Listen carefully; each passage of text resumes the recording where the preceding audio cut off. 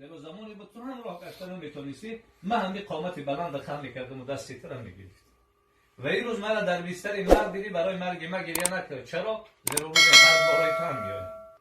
میگه درد مادر زیادتر میشه، شب نالیش میکنه. فرزند به سیاست میگه نمیشه مادر آواز نفس گیری، تو نالیش کردی من خواب نمیبره، کلین خواب نمیبره. کمتر میگه میل است. یک چند لحظه بعد صدای مادر خاموش، فرزند به راحت خواب میره. سحر میخیزه که مادر از دنیا گذشت. دیگه در حوصله منزل قبرستان از سر منزل میره، اویلش هم مکتوبش میده که همین شب مادر مکتوب نوشته پیش از مرگش: بچه جان، تا این روزه من هر دعا و هر خواهشی که از خدا کردم برای خودم نکردم، برای تو کردم.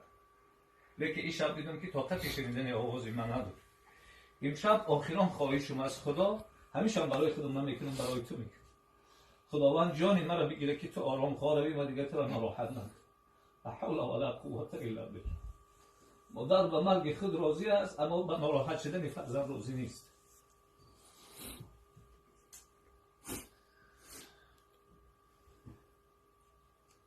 در نماز یک دعای عجیب میکنه: اللهم اغفر لی و لوالدی. خدا اول خود ببخش، بعد از اون پدر و مادر ما ببخش. چرا اول خود ببخش؟ چرا اول پدر نه؟ چرا اول مادر نه؟ خدای مرا ببخش تا دعایی که در حق پدر و مادر میکنم قبول شود. اگر تو مرا نبخشی دعام قبول نمیشه. به همین خاطر اول باید در نفس خودمان دعا بکنیم، بعد از در حق پدر و مادر دعا بکنیم. جنت یک منظره هست، همه آرزو داره که جنت بروند. انبیا، اولیا همه میخواهند که جنت بروند. حتی رسول الله صلی الله علیه و سلم گفت وقتی از خدا جنت میخواهیم، میانه جنت رو بخواهیم. جنت میگه خدای روز قیامت میگه خدای تو اینقدر مرا منظره زیبا کردی که همه هوس مرا میخوره، اما مرا اینقدر بی‌قدر کردی که زیر قدم مادر کردی.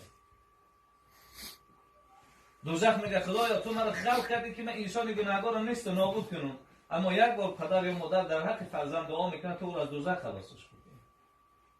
علما میفرمایند سه چیز نگاه کردن عبادت است: یکی قرآن، یکی بیت الله، یکی چهره پدر و مادر را تماشا کردن. علما میفرمایند اگر بخواید دعاتون قبول شود، در چهره پدر نگاه بکنید، در چهره مادر نگاه بکنید، دعا بکنید، الله دعای شما را رد نمیکنه. رسول الله صلی الله علیه و سلم گفت که اگر کسی پدر و مادرش در دنیا زنده باشن، حیات باشن، دو دروازه جنت الکی در اختیارشون هست. اگر یک تاشون باشه، یک دروازه جنت در اختیارشون هست. رسول الله گفت که وای بر حال همون کسی که پدر و مادر را دریا کنه و جنت نرود. وای بر حال همون که انسان. قرآن عظیم شان عجیب نصیحت میکنه. میدونه که وقتی که پدر جوان هست، سیاست داره، اما عمر پدر یا عمر مادر کم بالا رفت، الکی سیاست بالعکس میشه و سیاست در فرزند میشه.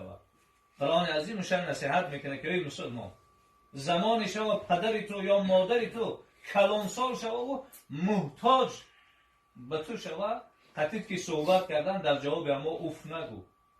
اوف این پسترین سخنه. وقتی خدا میگه اوف نگو، دیگه از اوف هر چیزی که بالا باشه باید ما او را نکنیم و نگوییم. و بگیم که خدا پدر و مادر ما را رحمت کرد، چگونه ما میدهک بودیم و تربیت کرد و کلام کرد.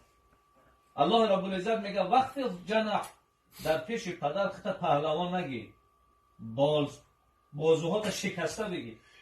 خیلی که اگر پرنده را نگاه کنه مهربانی میکنه، فرزندش زیر بغل میکنه، الله میگه ای جوانی پهلوان، در پیش پدر خود پهلوان نگی، بلکه پدر و مادر زیر قنات خود بگی.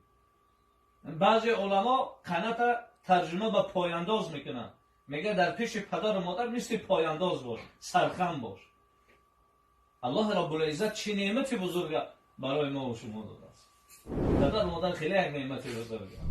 چهرهشون، نگاهشون برای ما عبادت است. رسول الله صلی الله علیه و سلم همون لحظه ای که شما دیدن پدر و مادر از شما راضی است، بدانید که همون حالت خدا از شما راضی است.